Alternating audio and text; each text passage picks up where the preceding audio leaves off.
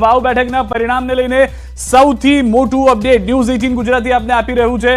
ભાજપને ગુલાબસિંહને નબળા સમજવા ભાજપને ભારે પડી ગયું છે। સ્વરૂપજી ઠાકોર પર ફરી ભરોસો મૂકવો પણ ભારે પડી ગયો છે તેવું અત્યાર સુધીમાં લાગી રહ્યું છે। ગેનીબેન ઠાકોરનું ઇમોશનલ કાર્ડ પણ ચાલી ગયું હોય તેવું પણ લાગી રહ્યું છે।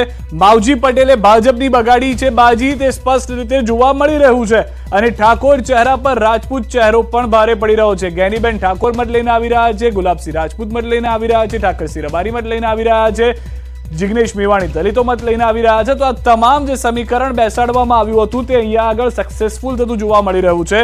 મહારાષ્ટ્ર અને ઝારખંડની પણ વાત કરીશું, પરંતુ કેતનભાઈ અમારી સાથે જોડાયેલા છે તેની સાથે એક વાવનું ક્વિક રિએક્શન લઈ લઈએ। કેતનભાઈ, વાવ માટે અથવા તો કોઈ પણ જગ્યાએ જ્યારે બાય ઇલેક્શન થાય તો એવું માની લેતા હતા કે જેની સરકાર હોય એનો ધારાસભ્ય જનતા ચૂંટીને મોકલી દેતી હોય છે। વાવમાં કંઈક અલગ કરવાની પહેલેથી વૃત્તિ લઈ રાખે છે, એ જોવા મળી રહ્યું છે કદાચ અત્યારે ના। એટલે હજી પણ આપણે તમે વાત કરીએ એમ પરિણામો સ્પષ્ટ હજી આપણી પાસે નથી, કારણ કે હજુ 11 રાઉન્ડ પછી લગભગ 12 રાઉન્ડ ખોલવાના બાકી છે। એટલે 17માં 18માં રાઉન્ડ સુધી જો આ સ્થિતિ ચાલુ રહે તો આપણે કદાચ એવું માની શકીએ કે હવે ગુલાબસિંહ માટે જીત લગભગ આસાન થઈ ગઈ છે। પણ હજુ 16-17 રાઉન્ડ સુધી આપણે એક તો રાહ જોવી પડે। જે વાત તમે કરી સાચી વાત છે કે પેટા ચૂંટણીઓમાં હંમેશા શાસક પક્ષનો ભાર રહેતો હોય છે, કારણ કે એની પાસે મશીનરી હોય છે આખી।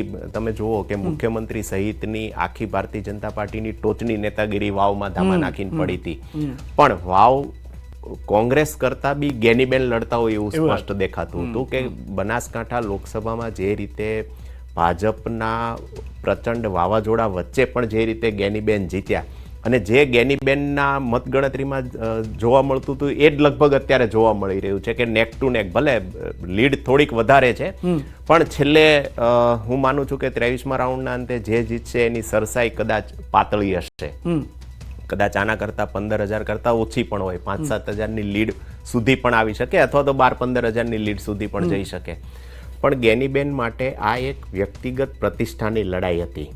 કોઈ પણ સંજોગોમાં એણે બનાસકાંઠામાં પોતાનો હોલ્ડ જાળવી રાખવો હોય તો વાવની બેઠક કોંગ્રેસને અપાવવી એના માટે જરૂરી હતી। સામે ભારતીય જનતા પાર્ટી માટે પ્રતિષ્ઠાનો પ્રશ્ન હતો, કારણ કે બેઠક તો કોંગ્રેસની જ હતી, એટલે ભારતીય જનતા પાર્ટીએ આમ જોવો તો કંઈ ગુમાવવાનું નથી। કોંગ્રેસ હારે તો કોંગ્રેસ માટે એક વધારે નાલેશીજનક સ્થિતિ ઊભી થઈ શકતી હતી વાવમાં, અને થઈ શકે છે હજી જો હારે તો।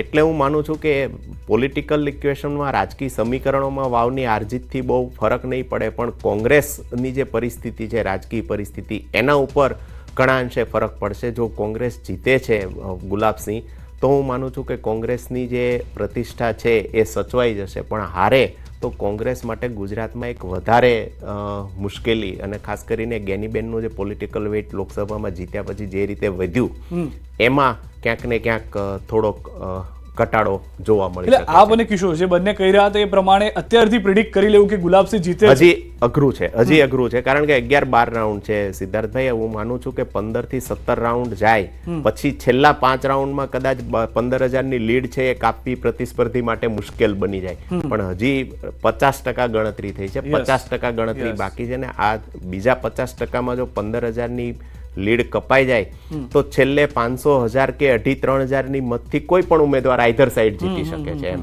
એટલે હું માનું છું કે આપણે રાહ જોવી જોઈએ। લગભગ 15 કે 17 રાઉન્ડ પછી પણ જો ગુલાબસિંહ 15,000ની સરસાઈથી આગળ ચાલી રહ્યા હોય, 12-15 હજારની, તો આપણે એવું માની શકીએ કે હવે કોંગ્રેસ માટે જીતનો રસ્તો ખુલી ગયો છે।